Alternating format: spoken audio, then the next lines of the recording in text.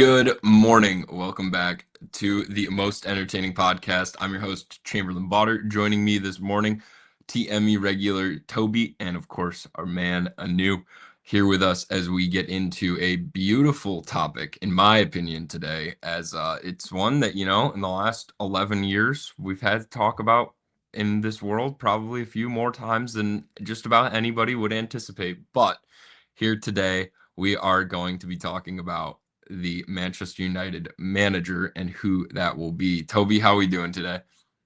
Hey man, good to see you. Good to be back on another episode with you. I'm excited for this topic. I'm not a United fan, but I do have opinions. Hey, I feel like when it comes to the United squad, it's an easy squad to have opinions about. You know what I mean? Anu, how about you? How you been? Not bad, bro. Love it. Before we get into the episode, though, the most entertaining game of the week for week 15 last week, it was a 9-goal thriller between Fulham and Man City. In the game, City just edged it by 1 goal. That was last week's. Now, of course, in Germany this week, as a goal fest between Wolfsburg and Freiburg was undoubtedly the game to watch. 7 goals scored, a hat trick from a young German striker, and an absolute golazo to win at the tie. I mean, it's you take 7, you get 7. It's a beauty every Uh-huh. time you're getting over those 2-2 thresholds, right? And of course, don't want to spoil more than making you not go and actually watch it. So it's linked in the description below. All right, let's do this thing. Format for today, we've got 4 categories: most realistic, most fun, low cost, and the wild card. And without further ado, I mean, let's start the conversation where we should, right? Let's start at the most realistic option. Toby, when you think about this opening appearing and Michael Carrick stepping in as an interim caretaker manager for this squad, who is the most realistic option to you to replace him for next season? So United have tried everything so far. Obviously, they went with the David Moyes appointment off of the back of Ferguson. They've had the technical director style guys and Ragnick. They've had the old coaches. I think Giggs had an interim. Carrick is the second interim. They've had Ole as well. They've also gone with the tried winners and guys like Jose. So, it's a thing where they've had all the different guys in forms, right? And I'm sure as we go through our list, we're going to see somebody that fits maybe one of those options. In terms of realistic, I'm looking at a situation of not who United were 10 years ago, but who they are right now. So right now, United is a team somewhere from the, fifth position to eighth position in terms of squad. I think if they have a manager that can actually bring the most out of them, it should be a very easy, not an easy one because the Prem is not easy, but I see that they have the players and the ability to be for sure somewhere top 8 and higher. And honestly, truly speaking, I believe they could honestly be a top 5, top 4 squad if they, do the right things. My realistic option is looking at, who's available in the summer, because obviously Carrick is going to be there till the summer. Obviously, post World Cup, everyone's going to see what's going to happen with all the merry-go-round of coaches. I don't know what's happening this year, but I haven't seen so many coaches fired in the last couple of weeks. It's actually kind of crazy. Who I'm going to go with as the most realistic option will be Oliver Glasner because of a couple of things. Right now, in the last 2 years, they've been built, not maybe 2 years, last 18 months, you know, around the Ruben Amorim era, which is come and gone so fast. I'm surprised he's gone, especially when he left now. But they have been buying players for a 3 at the back style, trying to recruit for that Ruben Amorim style. Obviously, he's gone now. Thankfully, these players are versatile enough where they can work in a 4-4-3-3, 4-5-1, 4-2-3-1 kind of situation. And Glass is the kind of manager that, he doesn't stick to a particular formation. He molds his team depending on what's required to get them to win. I think he has the continence. I'm talking about his I don't like to use this word, but we all use it now. His aura, the way he talks with the press, the way he deals with his players. He tells it as it is, and I do appreciate that from him.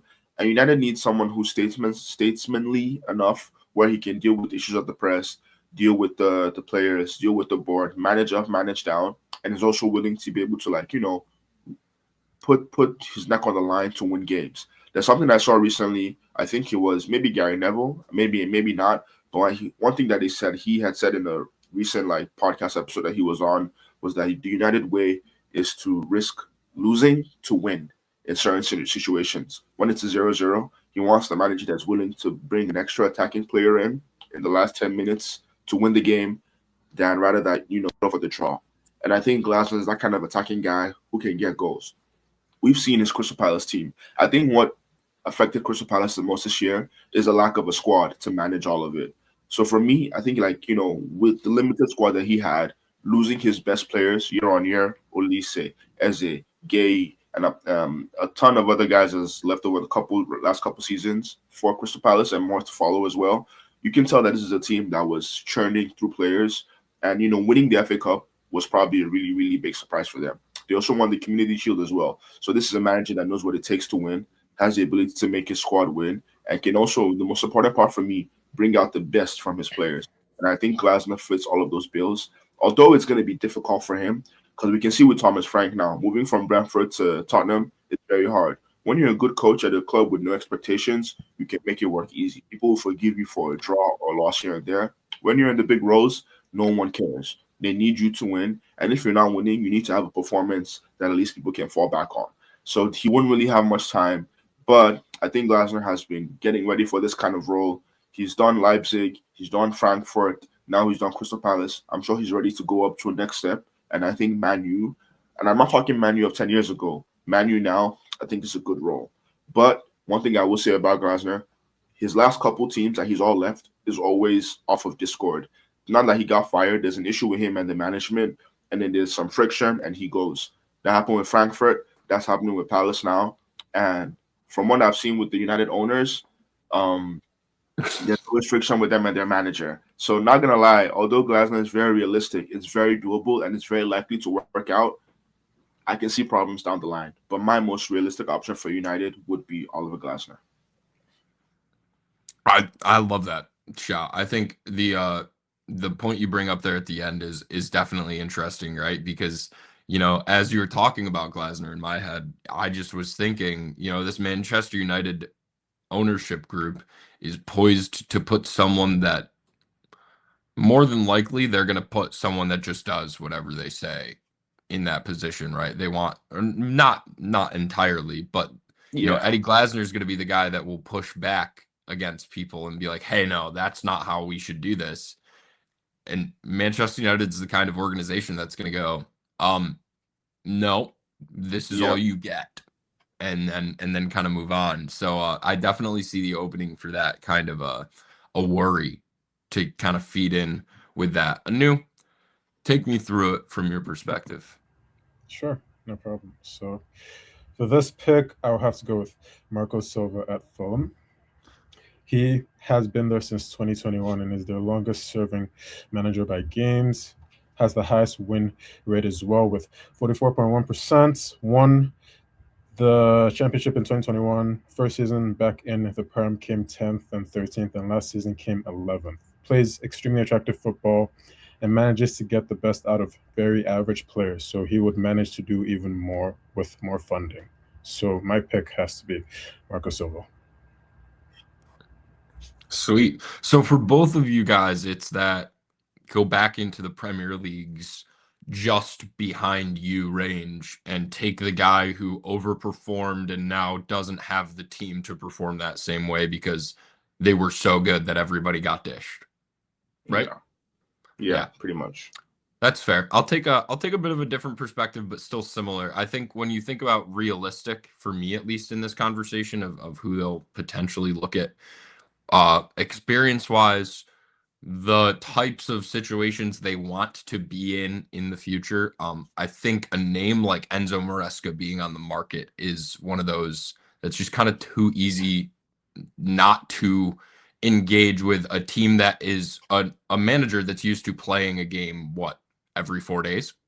That squad at that point was humming with putting out games, and obviously Manchester United is going to catch a weird drift in the next couple of months of not playing games like that. They're going to need to be able to roll back into a tournament and league schedule by the time they get into next season. If they want Manchester United to be ready for that type of football it would make sense to bring in a coach that has already coached that type of football versus overperforming and getting your team kind of to that point in the league, at least in my opinion.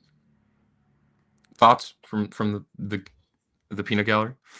Yeah, definitely. I want to come back on that one because I'm surprised with the Enzo shout. Not because I guess for me personally, I never fully bought into Enzo at Chelsea just because I thought it was like I guess for me, him winning the Conference League as well as winning the Club World Cup did not validate him in my mind in terms of his level of being, that top quality coach.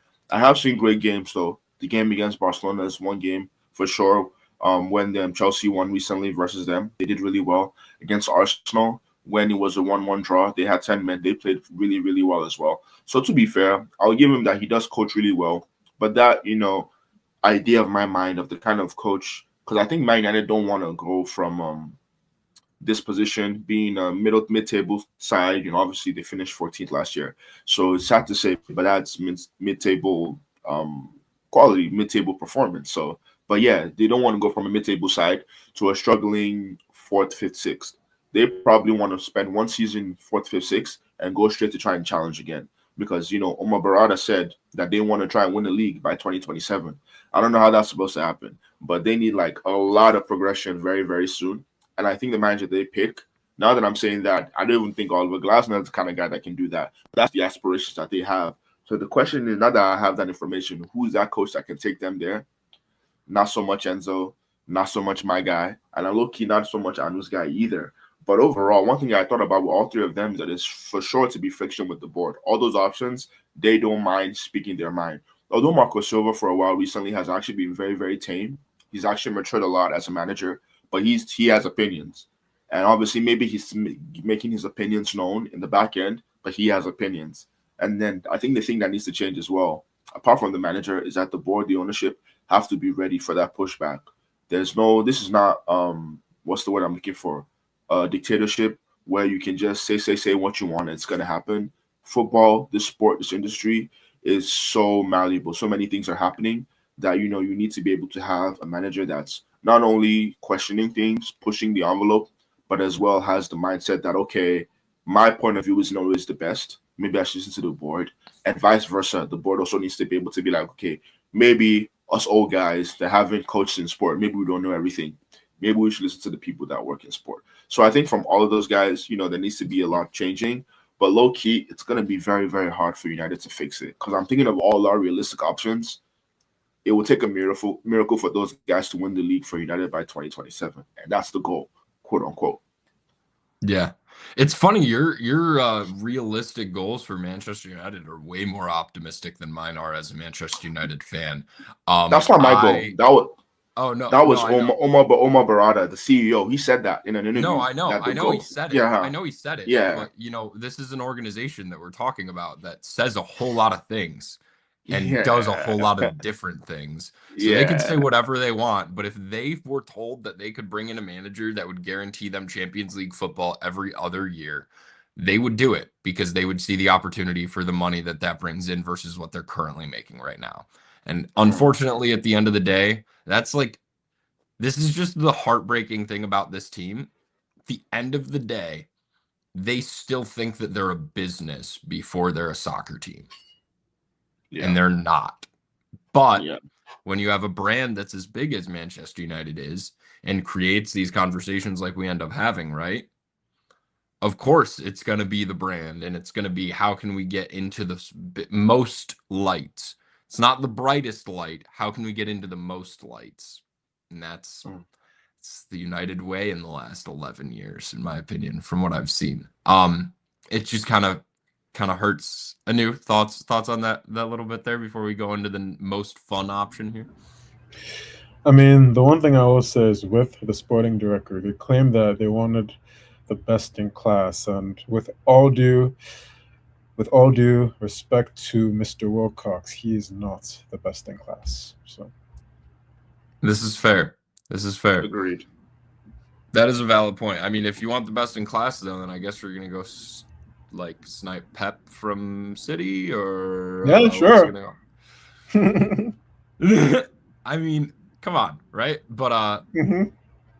it's, I mean, you think about the way that it's gone over these past years, and I mean, it doesn't feel like the candidate pool is as, I mean, given it's January right now, we've got plenty of time for people to get fired. But like it just doesn't feel like the candidate pool is that wide open at the moment. But without with that said, let's talk about the fun options aside from the realistic ones. Let's throw our plans out the window. And Toby, tell me, what would be the most entertaining thing to you to see on the bench of Manchester United? Can I ask the producer if I can throw out more than one option? Am I allowed to do so, or do I have to pick Yeah, one option? I'm allowed. you can pick as many as you like for this one.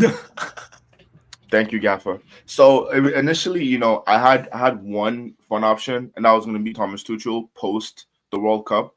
Obviously, I've heard before he got the England job, there were whisperings that okay, maybe he was in line, he was being considered, there were conversations. But obviously, I'm glad with the fact that he did pick the England job. I think that's going to be very interesting going into the World Cup. If he is the guy to win it for England as a German, that's going to be a lot of different, interesting storylines to develop on the back of that. But now that remains to be seen. Thomas Tuchel, for sure, I think is a very good option for United because he ticks a lot of boxes in the sense that, okay, he's young enough. He still has that head coach vibe when he wants to be on the grass with the players. He's statesmanly enough to be able to manage the press, manage the media, manage up, manage down, so he can deal with all that stress. And then he also has the IQ in terms of in-game management to make changes, to make moves.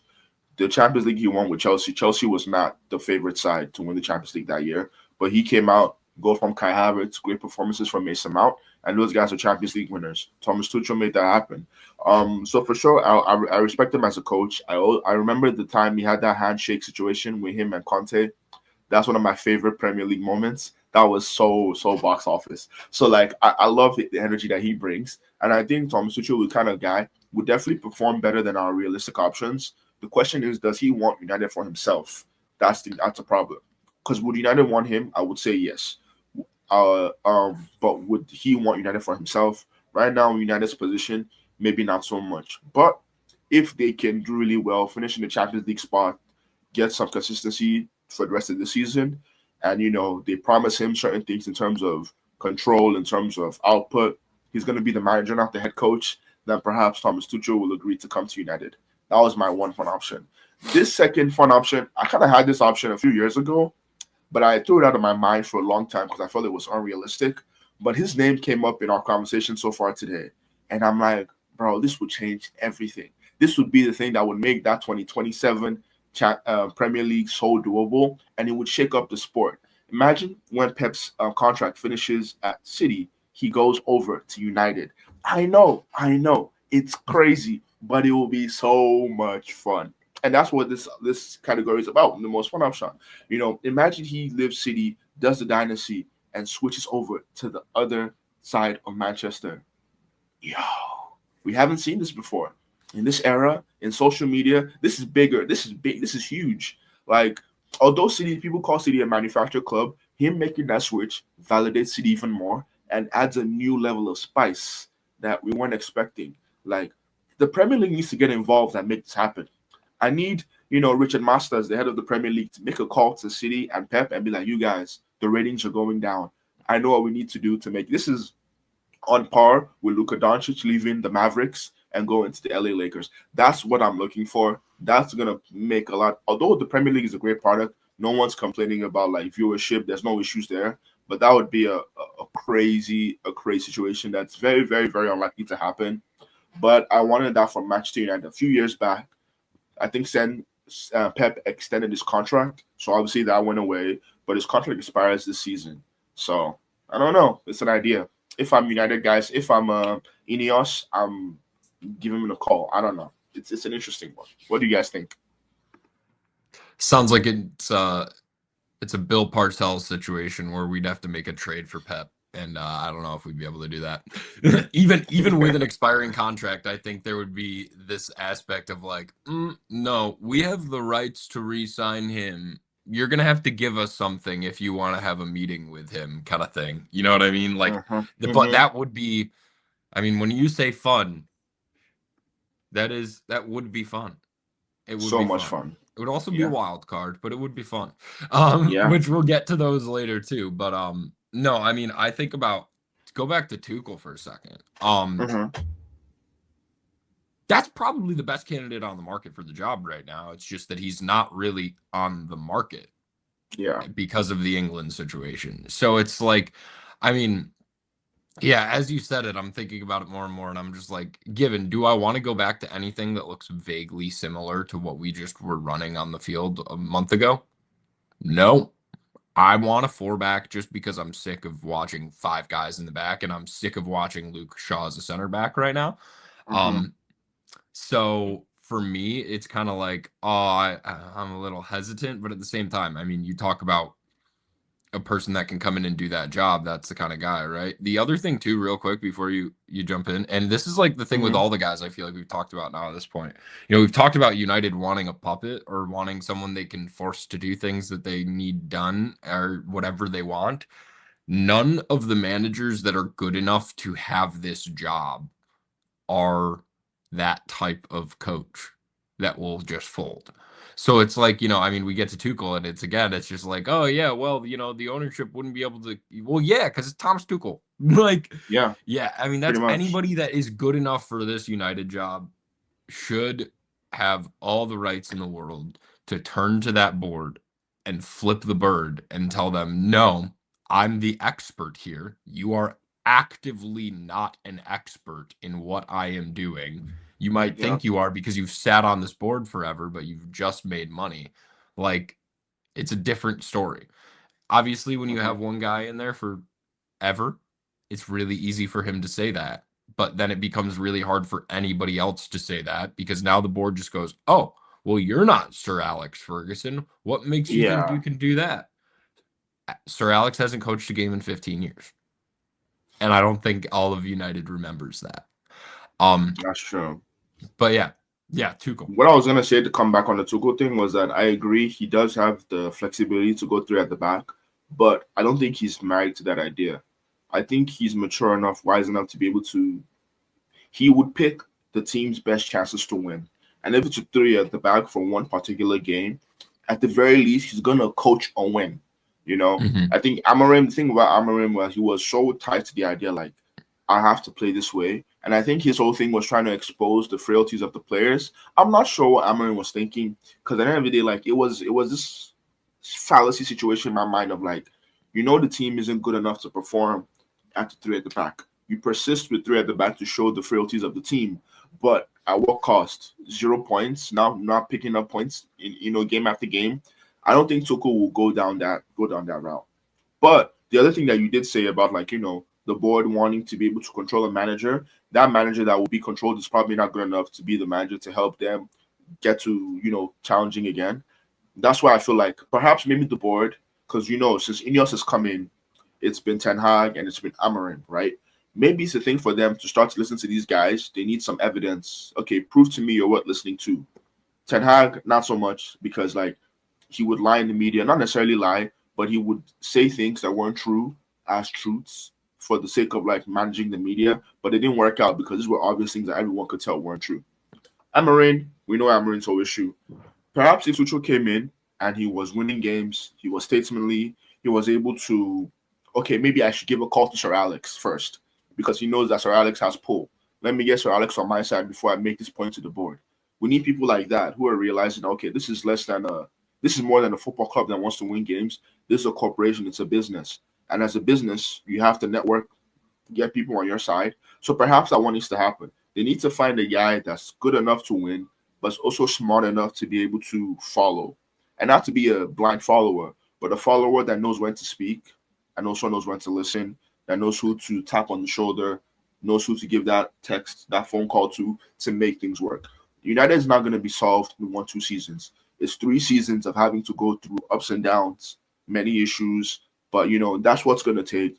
And any team that's going through a rebuild, Arsenal had that. They're going to go up and down. But if you pick the right guy, go through them up and downs, recruit properly, you'll be in the situation where we're in, where we've challenged 4 years in a row now. Told me 10 years ago, in the end of Wenger's era, that Arsenal will challenge 4 years in a row, second. Although it's very sad, it's still a lot better than where we are right now. And United will take second than finishing 14th, 8th, whatever. So I think that's how I would see it. We just need people who, guys, you got to delete the ego. Everybody has to delete the ego. Too much ego is going on in these boardrooms, and I think that's what's destroying clubs, all this ego. But yeah, what are you guys' fun options? Yeah, Anu, what you got for fun? We got Tuchel, we got Pep. I got a category in my head, maybe. Okay, You so take for it away. me, Mr. Andoni Iraola. He's essentially Marco Silva, but at a smaller team. Though his teams do play with significantly less of the ball. Finished 12th in his first season, finished 9th last season, and his contract expires in 6 months. So that is my most fun option. I was looking, he popped up way higher on lists of like people's predictions than I would have thought based off of a more or less unknown name there. But, you know, obviously I'm stuck in this NFL world right now. But I think about a guy like Mike Tomlin leaving the Steelers and their hiring process right now for their head coach. They're interviewing assistants to the offensive coordinator. They're interviewing these unknown guys, right? Because they want someone that isn't going to have been affected already. That feels like one of those a little bit in the category of like, all right, let's see if you can do it when the lights shine the brightest, though. And just give them the chance, right? But yeah, he was up there on some of the lists. So like NBC even put him as the second best option in their mind. So the main reason why is because of the style of play, really. Mm-hmm. Yeah.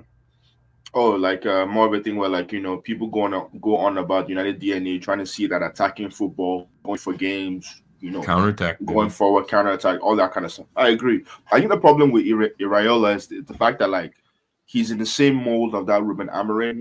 I'm not talking like mindsets. I'm not talking performance. I'm not talking, you know, the way they approach media. I'm talking in terms of like category of like, you know, right, exactly in the same box of like, all right, young guy.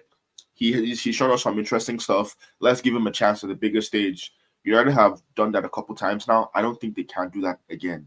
I think he needs to be someone more sure. Because if Iraola has a bad first 6 months, what's the point? Because they're going to sack him. They're not going to stick with him because they don't have anything to go off of. And I think that's my issue with guys like Iraola. Like, although he's a great idea, but if he's not going, if he doesn't start well, let's say Iraola is doing what Thomas Frank is currently doing for United, and he lost to West Ham the way Thomas Frank just lost to West Ham yesterday. That's in the bottom of the table team. He's getting sacked. And like, you know, 6 months from now, you know, 1 year from now, we're having this exact same conversation about who's going to replace Iraola. and I think that's my problem. You know, they can't, people want instant success, but the only people they're going to give the chance to be able to go through them tough points are tried managers, guys like Tuchel and the likes. But yeah, Irela is nice. I like him. He's a best guy. Arteta's boy. So like I gotta back him. But you know, it's a tough one. That's valid. No, I hear both conversations on that one. Here's my fun. As you know, it's kind of like that last thing that I had said when I was on the show last time, and I don't even remember if I said it when we were still live or if I just said it in the post of that show, but I said it then and I'll say it now. The most fun option for this Manchester United team to at the least invigorate its fans back into saying, screw everything, I'll go to all of these games or I'll watch every game, is with a Manchester United captain on that bench. Whether it's Michael Carrick, whether it's Roy Keane, whether it's Wazzer, give me one of them on that bench. I don't care. I'm at the point right now where if there is not that top candidate available, that top 3 dude, stick to what you know. Waza. They know the culture of that room better than anybody else. And right now, if you ask anybody that talks about Manchester United, they'll tell you the biggest issue with that entire organization, aside from the way they operate, is that the players are entitled and think that they run the entire building. You bring Wayne Rooney in that building, they'll forget that real quick. Like that's just, I know hey, we're talking about fun right now, you know, and And Wayne Rooney is fun. Yeah, yeah, Banging goals definitely. He's from gonna be it. midfield is fun. But yeah, I mean, just yeah. I was gonna say that, Wayne Rooney, I love him as a pundit, I love him as a player, coach. I don't know. I think though, one thing I will say that I like recently that I started to consider is that, like, the old school managers were not the tactical geniuses. Their job was to manage the organization, manage the men, and they had their number two, their head coach, that did the tactical stuff. So perhaps, I think currently what Carrick is doing as nice is that he has Steve Holland being one of his number twos, right? And anyone that knows coaching in England knows that Steve Holland has done a lot of good work in many teams.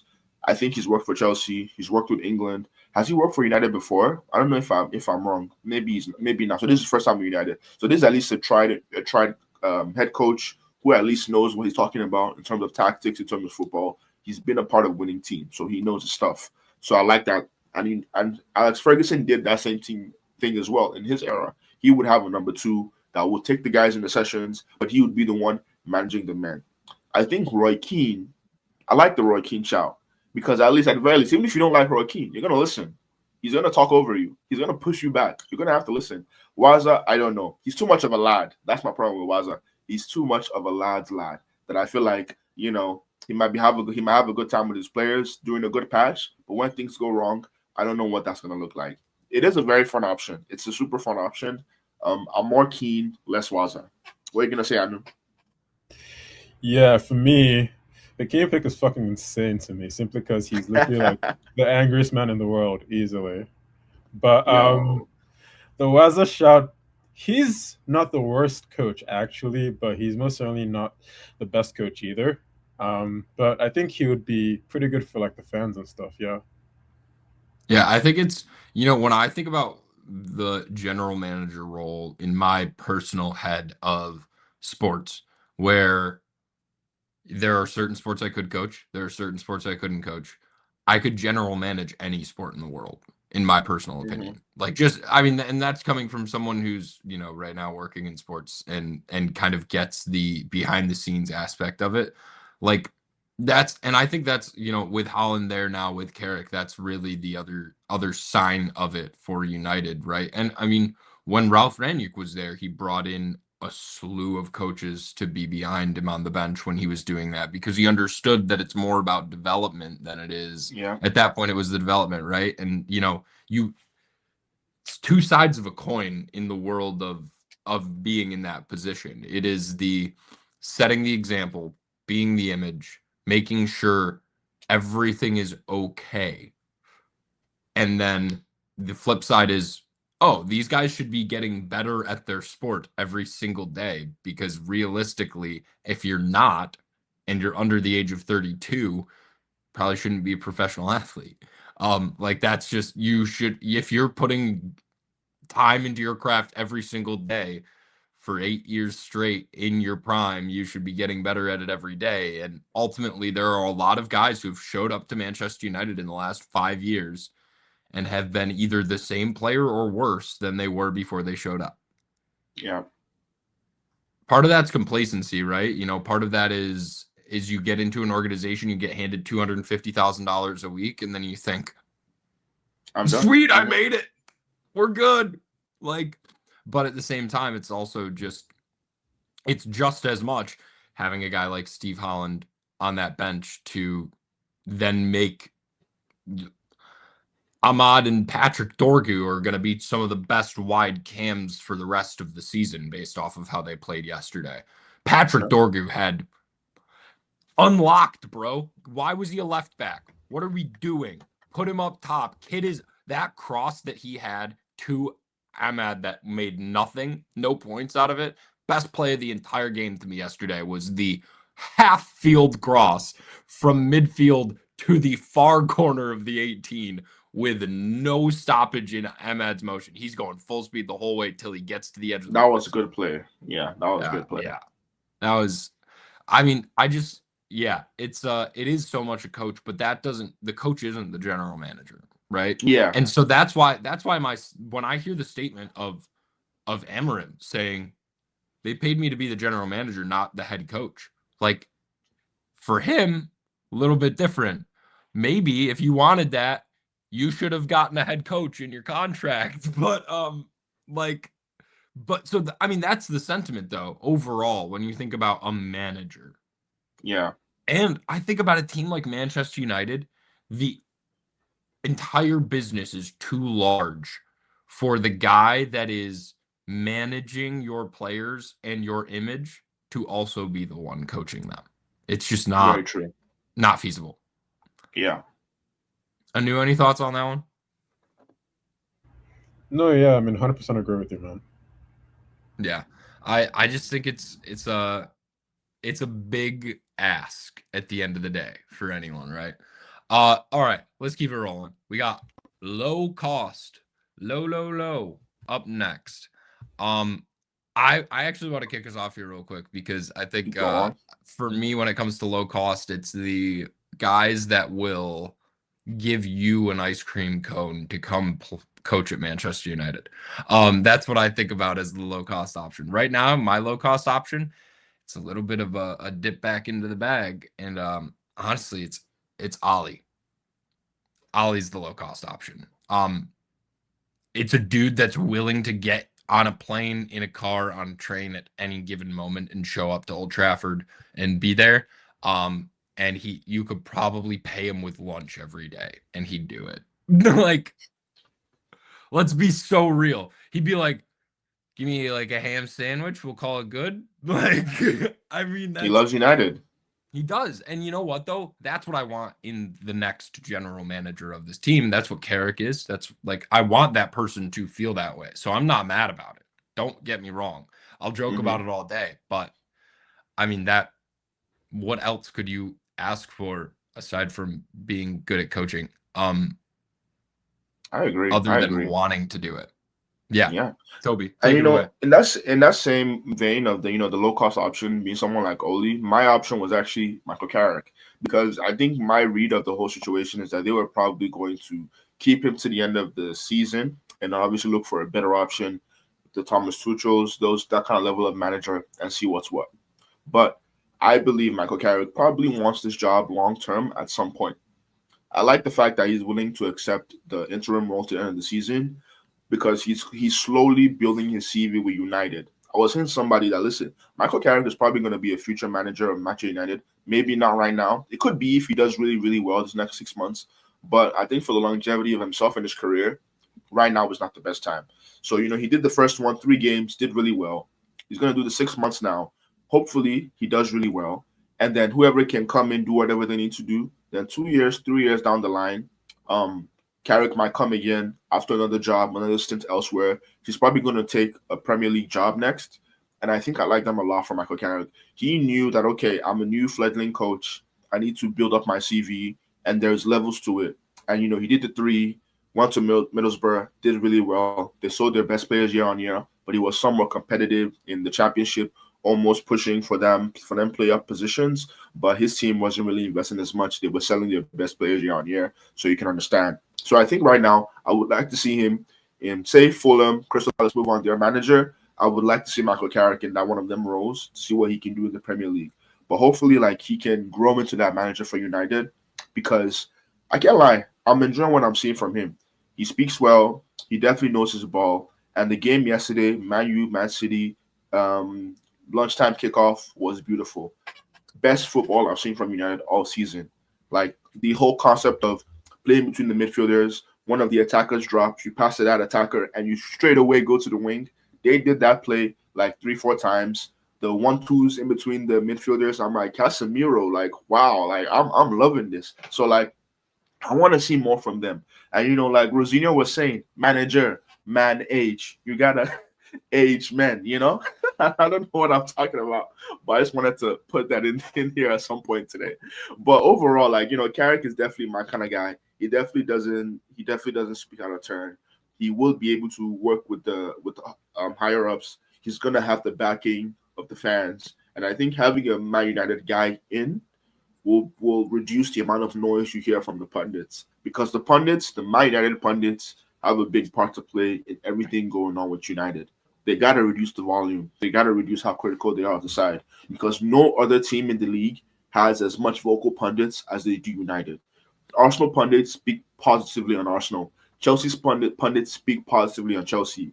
United's pundits, they always go in on their team, and that needs to change. But what I find is that when guys like Ole are in, when one of their boys are in, they become a lot nicer. So someone like Carrick in, you're going to see the next 6 months, United are not going to have any criticism from the Gary Nevilles and Roy Keanes of the world because that's their boy in the job, and they're not going to come for their boy. And I think that's something that needs to be taken into account when United managers and management moving forward. Yeah, I think it's kind of a double-edged sword there in that sense, right? Of I mean, there's Carrick being their boy. There's also the fact that he sits there and talks, and there's just this calmness that can come over you as a fan while hearing from him, and Yeah, just his demeanor in that spot is like, oh, he understands what's expected of him, like he of talks this sense. team. He understands what's expected of the organization. Like it was clear. The other thing though, and for as someone who listens to a lot of American media around football, no. We just need to get over ourselves. If you're a head coach or a general manager of a sports team, what is being said on television is irrelevant. Get over yourself. Like Ruben at any point in time being in a press conference and talking about how the press are, like literally pull the stick out of your butt and realize that this is sports. Like Yeah, it is their job when you are not performing to talk badly about you. And at the end of the day, when's the last time the United wasn't performing badly enough for the media to talk about it? Exactly. literally. So it's just like I hear the argument of like, oh, other teams are more supportive of their team than United pundits are. I also just am so over the concept that like the First That's the Amendment reason. isn't real. And that at Yeah, the end of the day, you're a man, you're a big boy in your job as a manager. What other people say should not have that big of an especially when they're in media, right? Should yeah. not have that kind of an impact. But it does on guys like Cameron.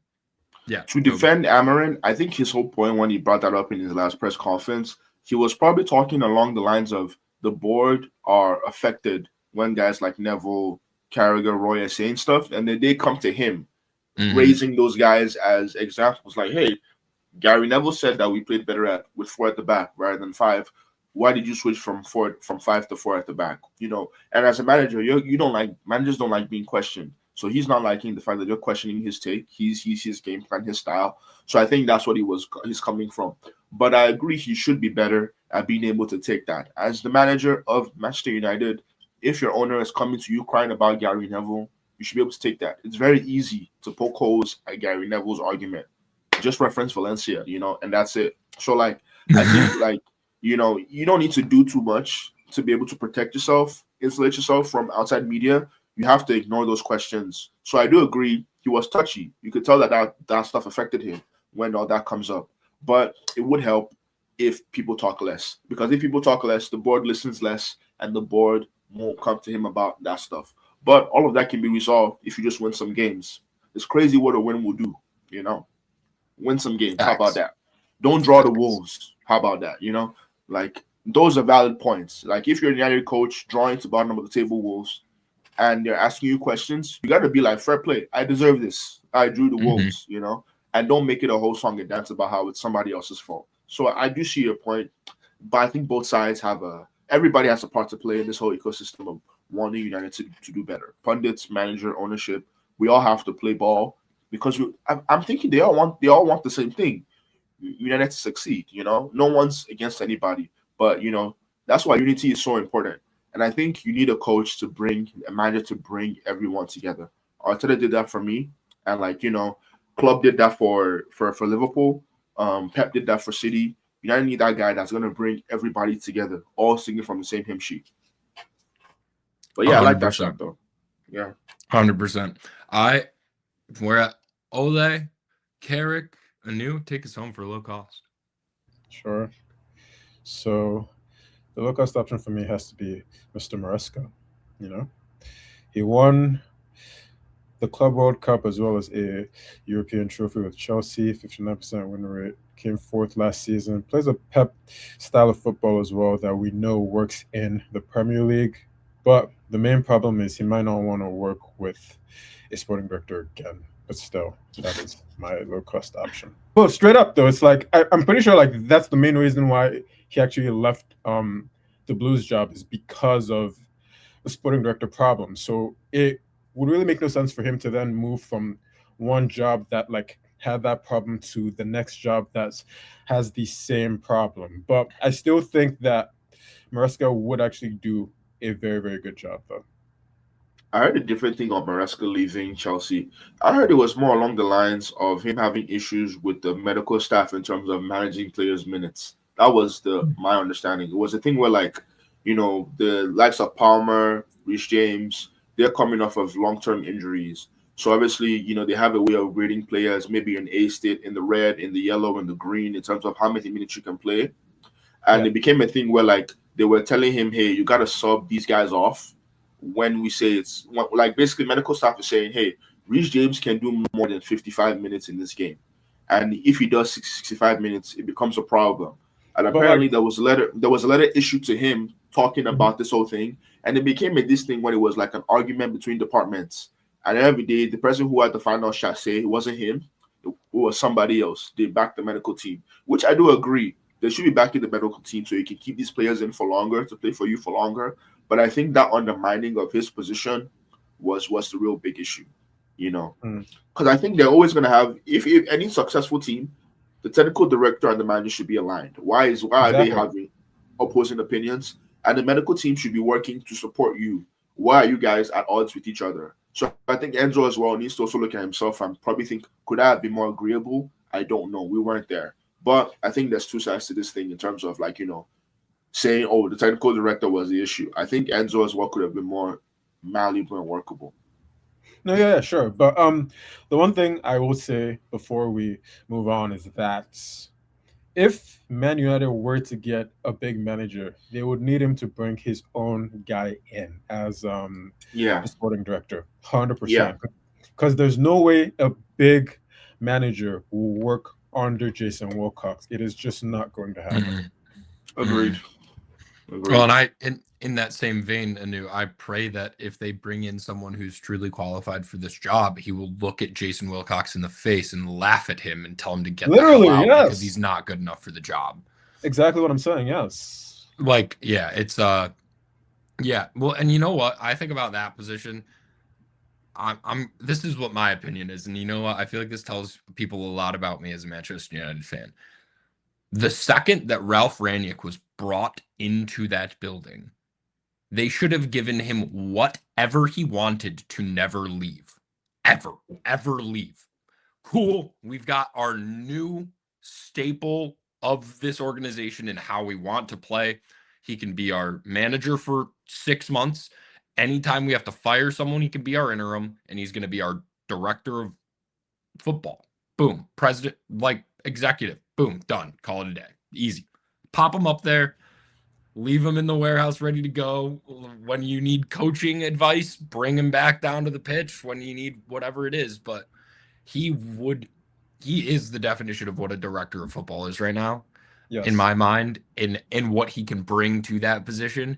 And we dropped the ball. Like there's I just no think other way to put it. Ragnick problem was he was such a bad coach that people forgot that he was a really good sporting director too. Yeah. So I think that was the main problem is that when he was hired, he should have immediately have been made the sporting director immediately, not the coach. Because Yeah. immediately a lot of the media saw him coach. I feel like in terms of like the reputational harm was probably a bit too much for him past that point. Yeah, yeah. The Yeah. media noise was way too much at the time. It became a thing where even today they still. I don't like when people say it on like British media.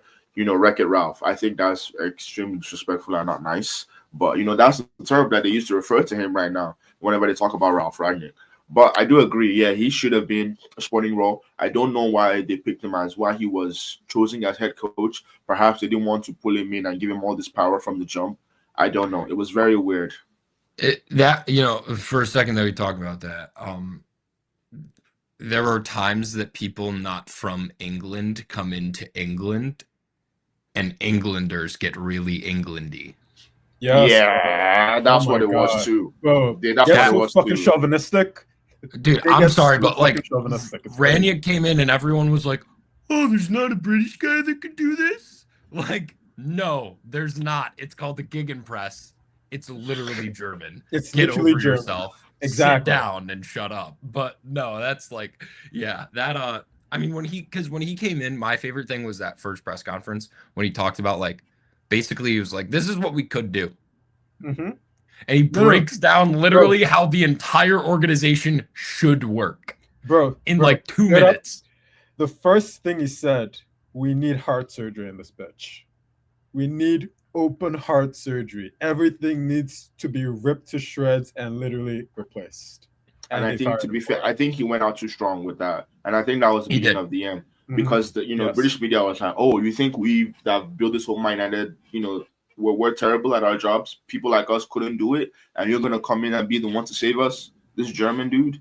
And I think that's another thing with the whole German England Tuchel situation. That's why if he wins a World Cup for England, OMG, that's gonna be box office as well.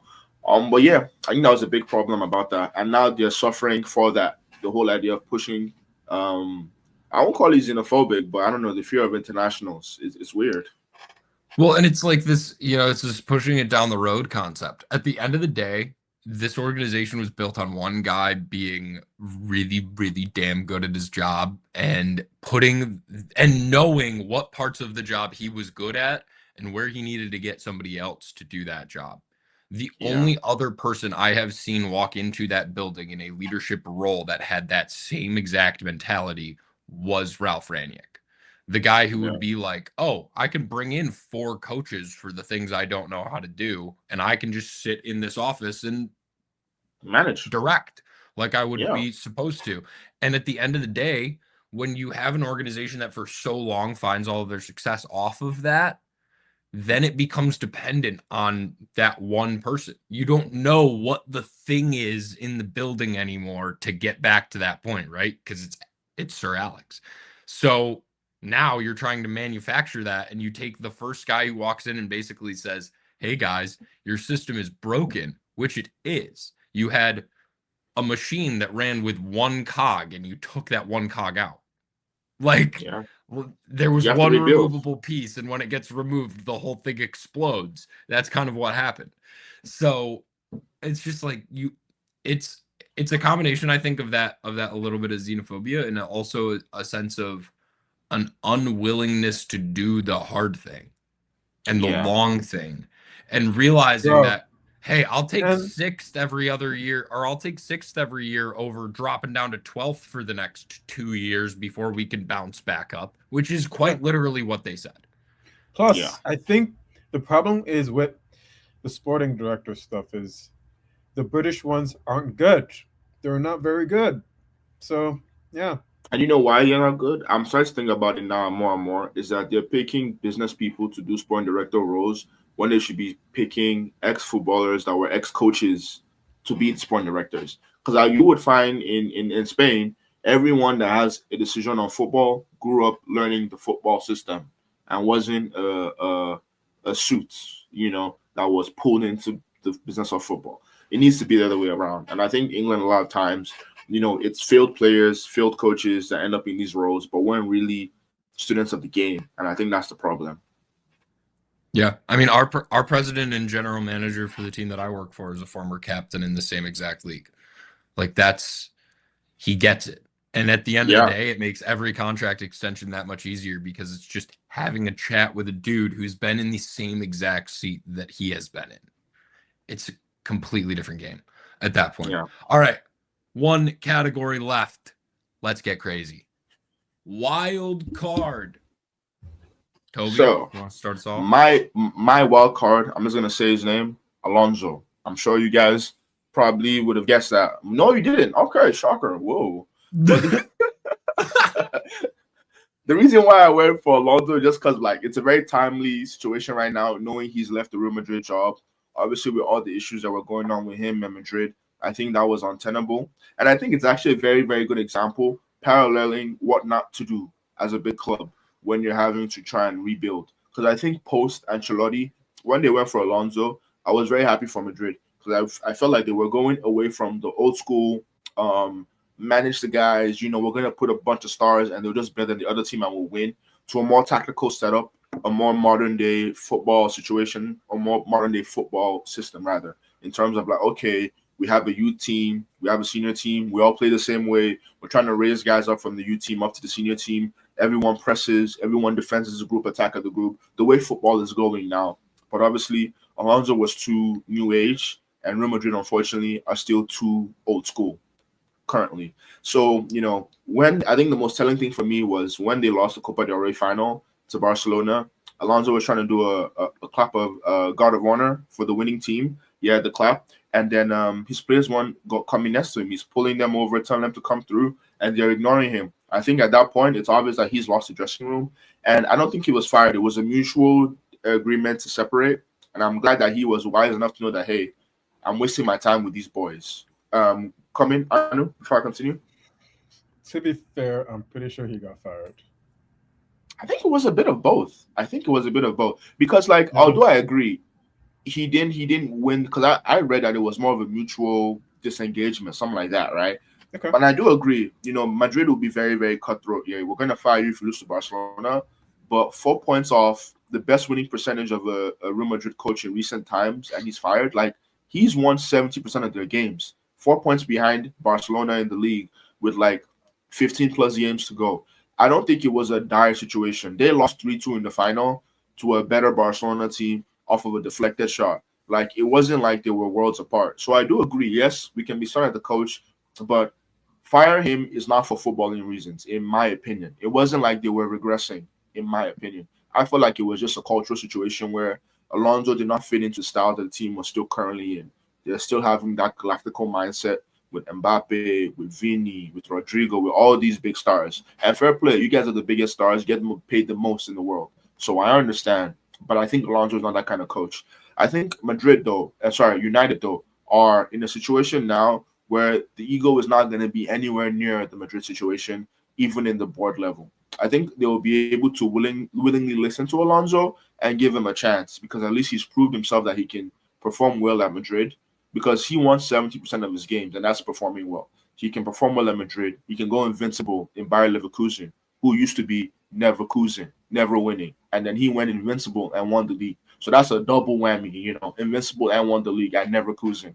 So that's a big one. So you got to give him his props there. So I think, tactically, the mindset guy, the charisma guy, managing up, managing down, I think Alonso has all of that. The only issue is his Liverpool ties. That's the only issue. But here's my question. Whenever, people always bring up rivalries and oh, he played for this club and he doesn't want to play for that club. When you're not an Englishman, is it as deep? I don't know. Go to Liverpool, go to Man United, go to Alonso, put the contract down, give him the money, and be like, bro, sign the thing. There's a question. He's gonna consider it. If you give him control, make him manager, promise him however much he gets to spend, promise him that you're gonna stick with him for 2 years, and just try and make the team better. At the very least, he's gonna leave United as a top 4 side, in my opinion. So Alonso is also kind of fun because it brings up that Liverpool United rivalry. Those games are going to be way more spicier than they've been in recent times. So I would like that as a fan. But the only issue is the whole Liverpool ties. You know what? I think there's a double issue with it on the Liverpool ties, though, because you know what would happen? So we'd be going to Liverpool, and Liverpool would be like, it could work out in our benefit. They'd probably be booing Arne Slot because they'd want Xavi to be their coach, because they're if that happened and United did well for even 6 months with him as their coach, not even for 6 games straight as with him as their manager, Liverpool would be up in arms. Why isn't he our manager right now? What happened? How did this occur? How did we not get him right in after Jurgen left? It would be everywhere. I think it would be more amusing than anything else. Yeah, so I'm okay with that. Yeah, literally, box office, because because one thing about scouts is they know how to hate people. And I'm not gonna lie, they'll hit Alonso so much, but it will be so much box. It will be so box office. Those games will need police coverage. They're gonna hire extra stewards in the stands just to manage it. Anu, come in. Yeah, so though he's not a Brit, he is a Liverpool legend. So he's like not Yeah, just yeah, yeah. like a former And he, player. He's literally a legend. Like, bro, he is up there. So Istanbul, it's right? like Yeah. exactly what I'm saying. So it's like, bro, per se he were to manage Man United, there might be like a civil fucking war over there. Like low key. No, low key. Low key. Yeah. There might And be I love fires. it. I guess I really want a rival Mhm. manager to go manage the other team. The Pep thing, the Alonso thing. I just want to see. I need more spice in my league. I need more spice in my league. No more sparring yeah. anymore. I feel like since like the Mourinho's left for sure, I feel like the league has been a lot less exciting. Yeah. Arteta wants to fight somebody, but he hasn't won yet, Mhm. so he can't fight anybody. He needs to win something, because Exactly. if he fights somebody and he don't win, he needs to win first. Mm-mm. But I'm telling you, Arteta wants to be that guy. He wants it so 100%. much. So I think the last time the league got that spicy was probably the Tuchel Tuchel Conte Conte. thing. Yeah. Yeah, So man. I love in that like handshake. in like 2022ish, right? Yeah.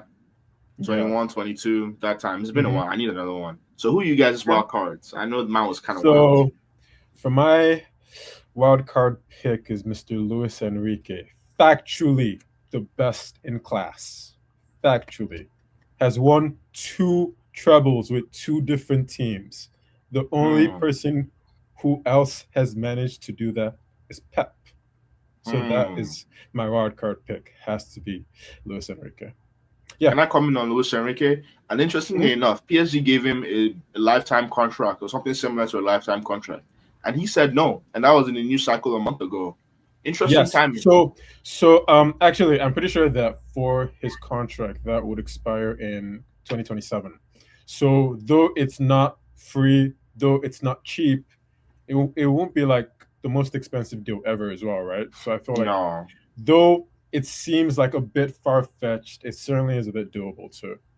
I don't think it's far-fetched. I don't think it's far-fetched at all. Just because, like, one thing about football, I'm starting to realize that it just takes one good transfer window and one good preseason for your team to click. Like, just say season ends, they pay PSG 25M for his contract. Luis Enrique signs June 1st.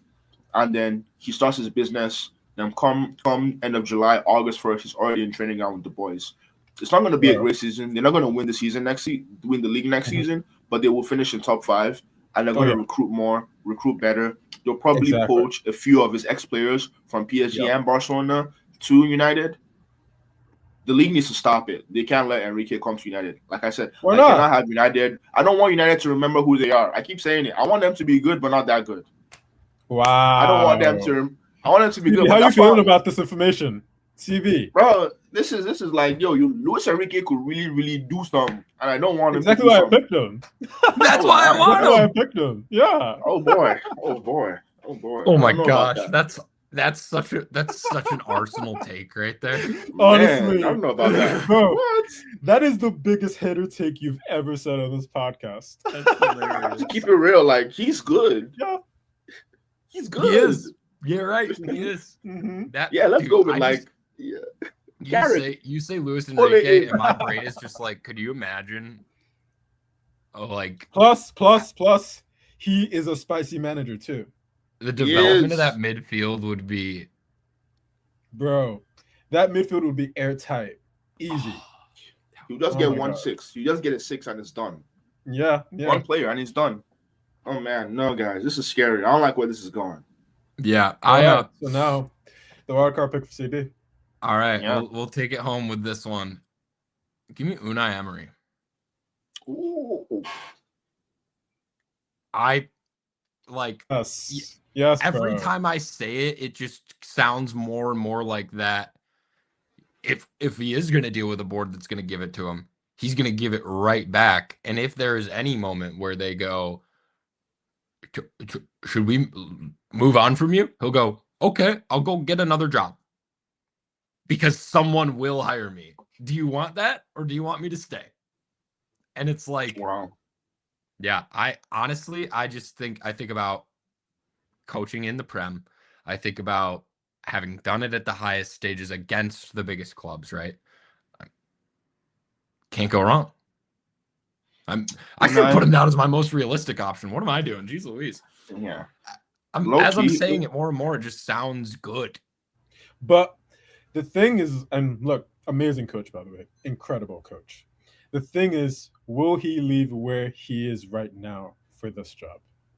Yes, you'd have to offer him a decent, not just a penny, but like a team that, you know, you'd have to give him that whole, hey, make this whatever you want. Here's out of your fucking ass paid. Well, it's not even paid, right? It's like you're gonna get paid, and then here's what your transfer budget will be for the summer. Like that's Unai Emery to me is the kind of guy that it's like his paycheck, dude's made his money, right? At this point, the paycheck isn't the game-changing decider for him. But sorry, getting some text in here. Yeah.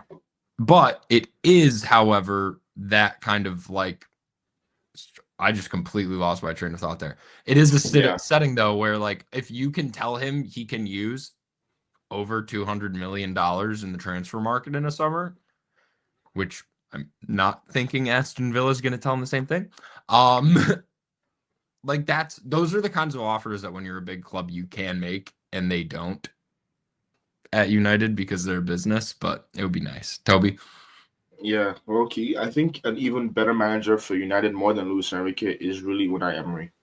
And the reason why it's Unai Emery, and it's even scarier for me than Luis Enrique, because Unai Emery is ready to challenge in the Premier League. You know, I think the problem is that he came to Arsenal a few years too soon. I think the language barrier was that big of an issue where like he couldn't communicate his ideas. But as you can see, he was able to come in Arsenal that was 8th place, 7th place, take us to Europa League final, and we finished 5th. And I think we were 1 game away from Champions League.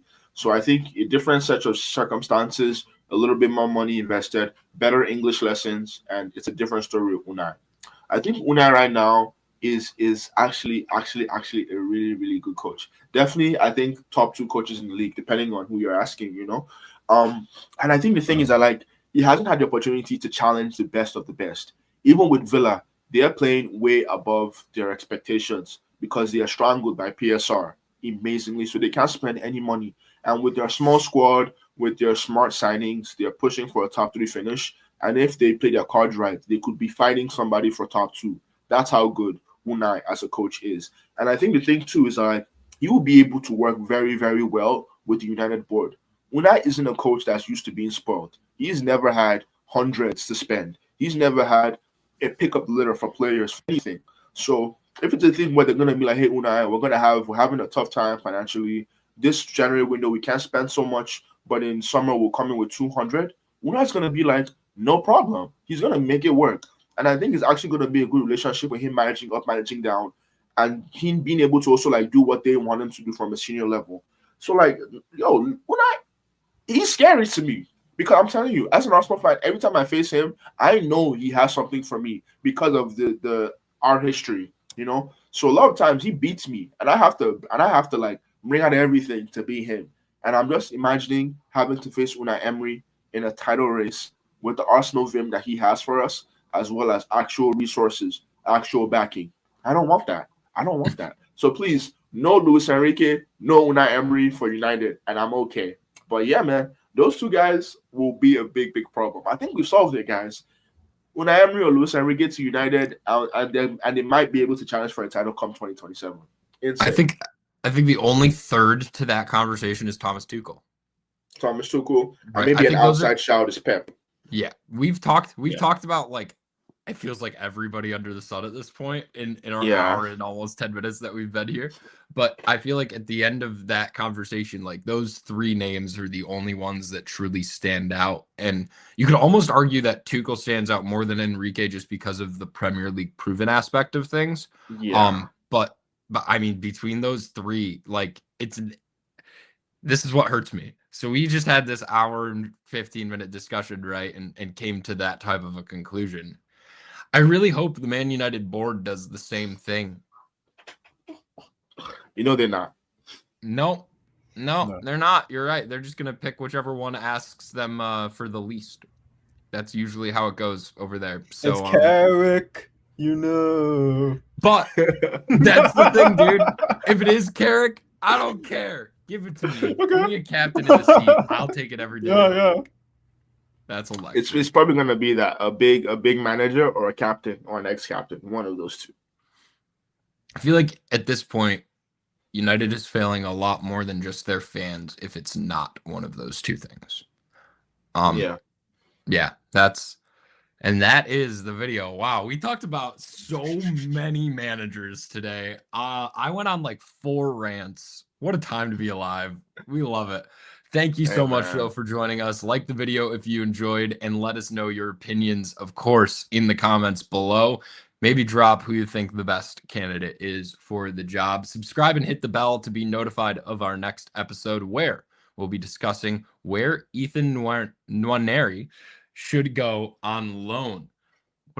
Have a great week, everybody. We'll see you next time.